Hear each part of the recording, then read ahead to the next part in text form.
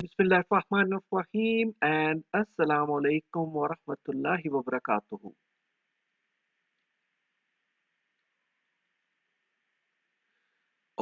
Welcome to Quran class. आज की Quran class में हम सबक नंबर 77 पढ़ेंगे और ये है हमारी किताब अल्लाह अकबर से। और इस किताब में हम अपने रब के अहकाम को पढ़ते हैं। और आज का हमारा सबक है बाब नंबर 2 में से, और इस चैप्टर का या इस बाब का नाम है वातसिमू बिहब्लिल्लाहि जमीअम वला तफर्रकू। यानी इस चैप्टर में हम वो वाले अहकाम पढ़ेंगे, अपने परवरदिगार के वो अहकाम पढ़ेंगे जो इज्तिमाइयत से मुतल्लिक हैं, यानी इत्तेफाक और इत्तेहाद का जिनमें सबक है, जिनमें माशरे को पूरे माशरे के बारे में जो अहकाम है वो हम इस चैप्टर में पढ़ते हैं। तो आज इसका हमने हिस्सा नंबर 3 पढ़ना है। और हमेशा की तरह और सबसे पहले अल्लाह का नाम और दुआ, और ये हमने इकट्ठे पढ़ना होता है या आपने मेरे साथ पढ़ना होता है। तो शुरू करते हैं। बिस्मिल्लाहिर्रहमानिर्रहीम। रब्बि ज़िदनी इल्मा, ए मेरे रब मेरे इल्म में इजाफा फरमा, आमीन या रब्बल आलमीन। आज का हमारा प्लान इंशाअल्लाह, आज हम क्या करेंगे? आज हम आपस में इत्तेफाक और इत्तेहाद यानी मुत्तहिद रहने के बारे में अल्लाह ताला का हुक्म जानेंगे। इत्तेफाक और इत्तेहाद का मतलब है आपस में एक दूसरे के साथ मिलजुल कर रहना। अल्लाह सुब्हानहू व तआला ने हमें आपस में मिलजुल कर इकट्ठे और मुत्तहिद रहने का हुक्म फरमाया है।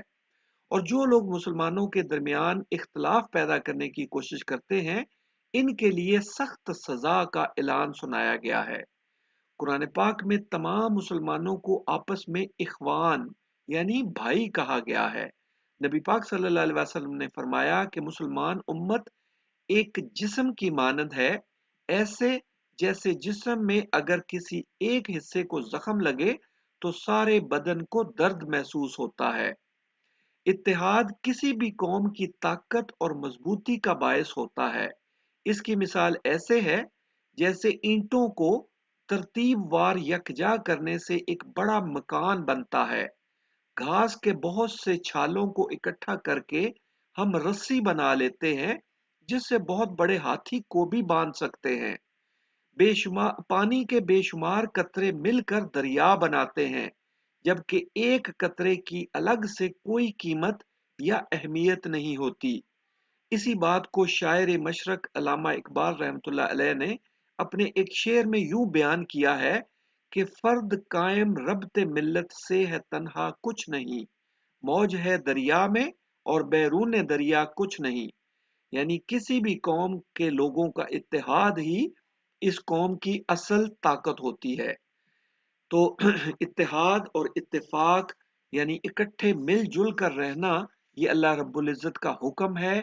और नबी पाक सल्लल्लाहु अलैहि वसल्लम ने फरमाया कि मुसलमान उम्मत जो है वो एक जिस्म की मानद है। जैसे जिस्म के अगर किसी एक हिस्से को जख्म लगता है तो सारे बदन में उसका दर्द महसूस होता है। इसी तरह अगर उम्मत के किसी एक फर्द को या किसी एक हिस्से को कोई तकलीफ पहुंचती है, तो सारी उम्मत को उसकी तकलीफ होती है और होनी चाहिए। और इत्तेहाद में बहुत मजबूती होती है, ताकत होती है। और ये जो शेर है ये बड़ा अहम है, ये आप याद कर लीजिए, बड़ा खूबसूरत शेर है।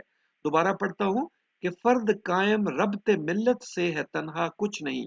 कि एक फर्द जो है वो अपनी मिल्लत से जब उसका राबता रहता है तो वो यानी फर्द जो है अपनी मिल्लत के साथ राबते से ही उसकी अहमियत है। और मौज है दरिया में और बैरून दरिया कुछ नहीं, कि वो एक एक फर्द मिलकर ही पूरी ताकत और पूरी मौज बनती है।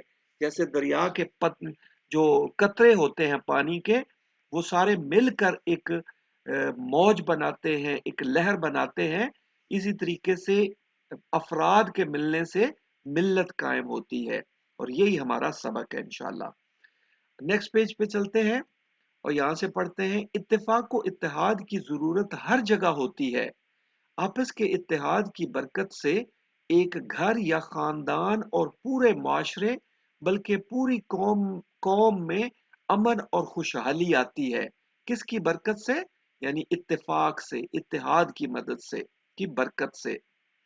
اور اس کے خلاف اگر گھر گھر یا معاشرے کے افراد میں اتفاق نہ ہو تو پھر آپس میں لڑائی جھگڑے اور ناراضگیاں شروع ہو جاتی ہیں اور پوری قوم چھوٹے چھوٹے گروہوں میں تقسیم ہو کر رہ جاتی ہے اور پھر ان میں کوئی طاقت باقی نہیں رہتی۔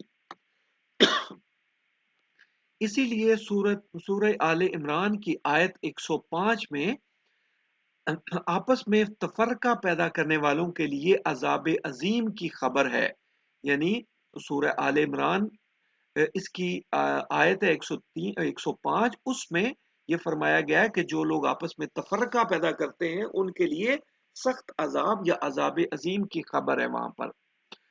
اور سورہ روم کی آیت 32 میں فرمایا گیا کہ ان لوگوں میں شامل نہ ہونا جنہوں نے اپنے دین کو ٹکڑے ٹکڑے کر دیا اور فرقے فرقے ہو گئے۔ اس کے علاوہ سورۃ الانعام کی آیت 159 میں ہمیں یہ بھی حکم دیا گیا کہ جن لوگوں نے اپنے دین میں بہت سے رستے نکالے اور کئی کئی فرقے ہو گئے، ہم ایسے لوگوں کا ہم ایسے لوگوں کا کبھی ساتھ نہ دیں، یعنی ہمیں یہ حکم ہے کہ ان لوگوں کا کبھی ساتھ نہیں دینا، ان لوگوں سے نہیں ملنا، ان لوگوں سے دور رہنا، یعنی ان کا حصہ نہیں بننا جو فرقے بناتے ہیں۔ سورۃ التوبہ میں مسجد زرار کا ذکر ہے، مسجد زرار کا ذکر ہے جو اسلام دشمن منافقوں نے مسلمانوں کے خلاف سازشوں کے لیے اور مومنوں کے درمیان اختلاف پیدا کرنے کے لیے بنائی تھی۔ تو اللہ سبحانہ وتعالی نے آیت 107 میں، یعنی سورہ توبہ کی آیت نمبر 107 میں نبی پاک صلی اللہ علیہ وسلم کو اور تمام مسلمانوں کو منع فرمایا کہ وہاں جا کر کبھی نماز نہ پڑھنا، یعنی اس مسجد میں، مسجد زرار میں کبھی نماز نہ پڑھنا۔ اور اس بات میں ہمارے لیے ایک بہت بڑا سبق ہے کہ ایسی جگہ خواہ کوئی مسجد ہی کیوں نہ ہو، اگر وہاں لوگ دین میں تفرقہ پیدا کرنے والے ہوں تو ہمیں ان سے دور رہنا ہے، اور اپنے رب کی رضا کے لیے ہمیں ہمیشہ مسلمانوں کے اتفاق و اتحاد کی بات کرنی ہے اور اس کے لیے ہر ممکن کوشش کرنی ہے۔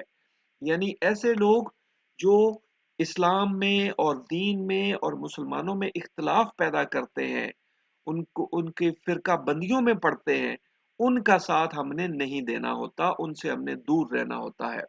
کہ اب نیکسٹ پیج پہ چلتے ہیں اور سب سے پہلے ہم سورہ آل عمران کی آیت نمبر 103 کا مطالعہ کریں گے۔ وہ قرآن پاک پڑھنے سے پہلے ہمیشہ تعوذ اور تسمیہ، یعنی اعوذ باللہ من الشیطان الرجیم بسم اللہ الرحمن الرحیم، فرمایا گیا وَاعْتَصِمُوا بِحَبْلِ اللَّهِ جَمِيعًا وَلَا تَفَرَّقُوا، اور سب مل کر اللہ تعالیٰ کی ہدایت کی رسی کو، یعنی قرآن پاک کو، یہ جو حبل اللہ ہے، اللہ کی رسی، یہ قرآن پاک کو کہا گیا ہے کہ ہدایت کی رسی کو مضبوط پکڑے رہنا اور متفرق نہ ہونا، یعنی تفرقے میں نہ پڑنا۔ وَاذْكُرُوا نِعْمَتَ اللَّهِ عَلَيْكُمْ، اور اللہ تعالیٰ کی اس مہربانی کو یاد کرو، اِذْ كُنْتُمْ أَعْدَاءً فَأَلَّفَ بَيْنَ قُلُوبِكُمْ، جب تم ایک دوسرے کو دشمن تھے تو اس نے تمہارے دلوں میں الفت ڈال دی، یعنی محبت پیدا کر دی، یعنی ایک دوسرے کے ساتھ تمہاری محبت پیدا کر دی۔ فَأَصْبَحْتُمْ بِنِعْمَتِهِ إِخْوَانًا، اور تم اس کی مہربانی سے، یعنی اللہ رب العزت کی مہربانی سے بھائی بھائی ہو گئے، یعنی اس سے پہلے تم دشمن تھے لیکن اللہ تعالیٰ نے تم میں محبت ڈال دی اور تم بھائی بھائی ہو گئے۔ وَكُنْتُمْ عَلَى شَفَا حُفْرَةٍ مِّنَ النَّارِ، اور تم آگ کے گڑھے کے کنارے تک پہنچ چکے تھے، یعنی تمہاری حالت یہ تھی کہ تم اخیر پر تھے، تم آگ میں گرنے والے تھے۔ فَأَنْقَذَكُم مِّنْهَا، اور اللہ تعالیٰ نے تم کو اس سے بچا لیا، یعنی وہاں آگ کے گڑھے میں گرنے سے بچا لیا۔ كَذَلِكَ يُبَيِّنُ اللَّهُ لَكُمْ آيَاتِهِ، اس طرح اللہ تعالیٰ تم کو اپنی آیتیں کھول کھول کر سناتا ہے، یعنی واضح کر کے سناتا ہے، لعلکم تہتدون، تاکہ تم ہدایت پاؤ، تم جو ہے وہ یعنی سیدھا رستہ پاؤ، ہدایت پاؤ۔ اب ہم یہاں سے پڑھتے ہیں، اس آیت میں ہمیں قرآن پاک پر جسے اللہ تعالیٰ کی رسی کہا گیا ہے، جمع اور متحد ہونے کا اور مل جل کر رہنے کا حکم دیا گیا ہے۔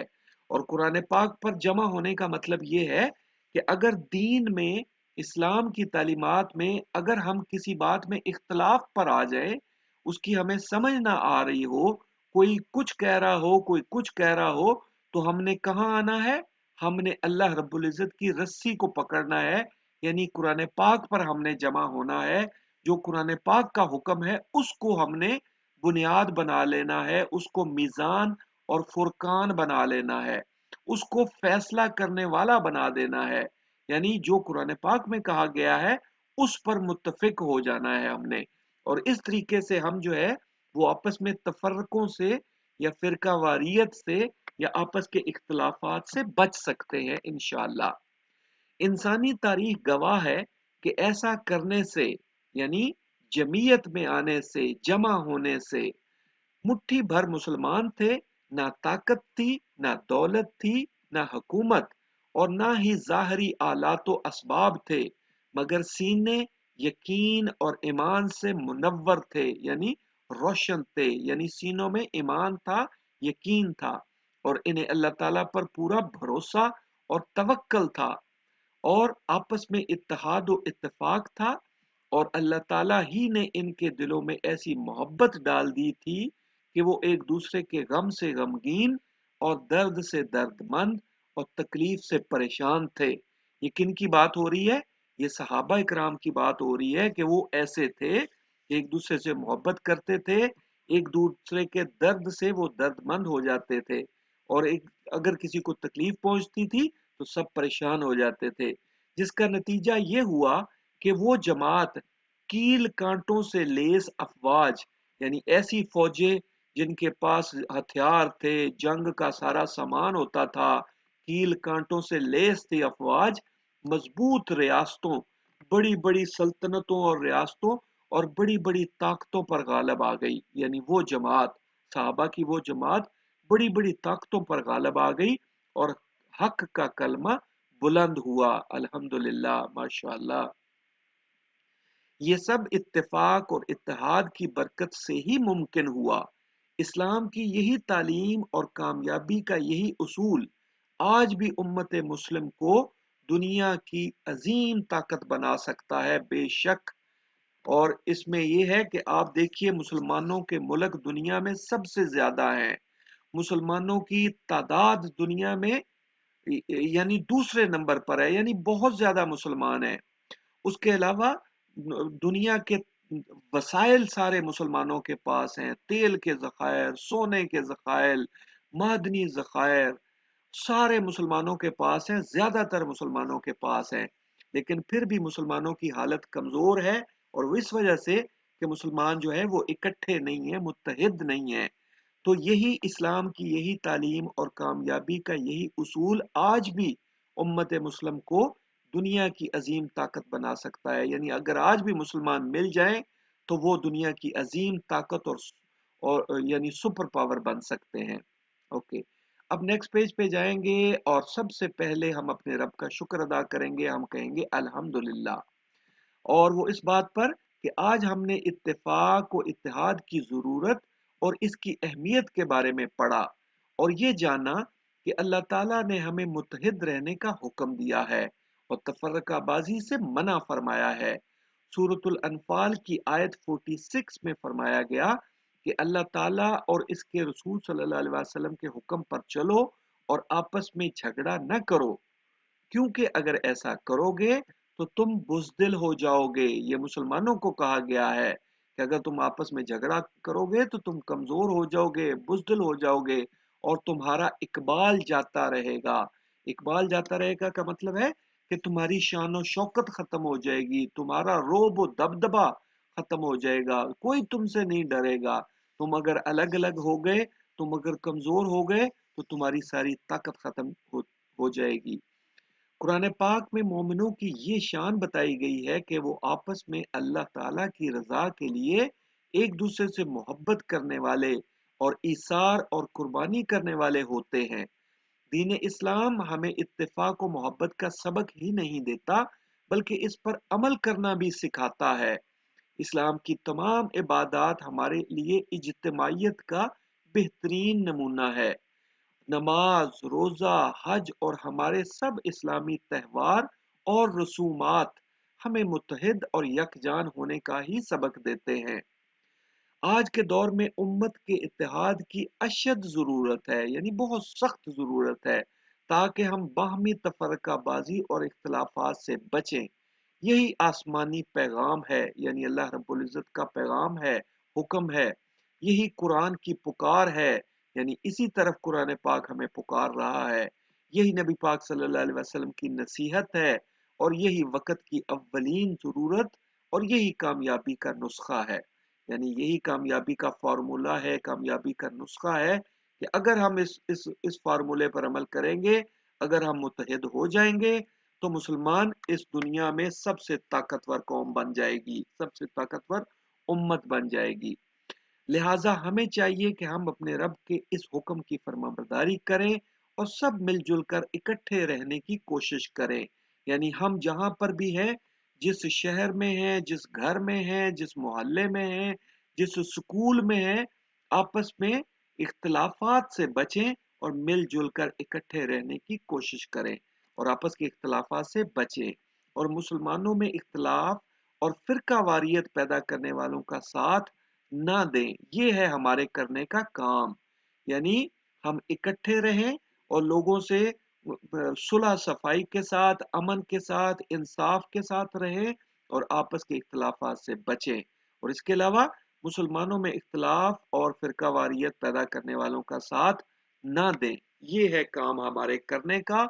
और दूसरा काम हमारा करने का ये है कि आज का सबक काफी लेंथी था, लेकिन और इसमें बहुत सारी चीजें हैं याद करने वाली, नोट करने वाली, लेकिन आपके लिए सिर्फ 4 चीजें हैं। कोई से 4 चीजें आप इकट्ठी कर लें, अपनी कॉपी पर लिख लें, और वो आपने 4 लोगों को आगे फर्ज समझकर पहुंचानी है। यही हमारा हमेशा टारगेट होता है और यही हमारी हमेशा असाइनमेंट होती है, होमवर्क जिसे आप कहते हैं, कि 4 लोगों तक आपने ये बात जरूर पहुंचानी है। ये अल्लाह रब्बुल इज्जत का हुक्म है, ये हमने पूरा करना है इंशाअल्लाह। ओके जी, चलें, that's it, take care and Allah Hafiz.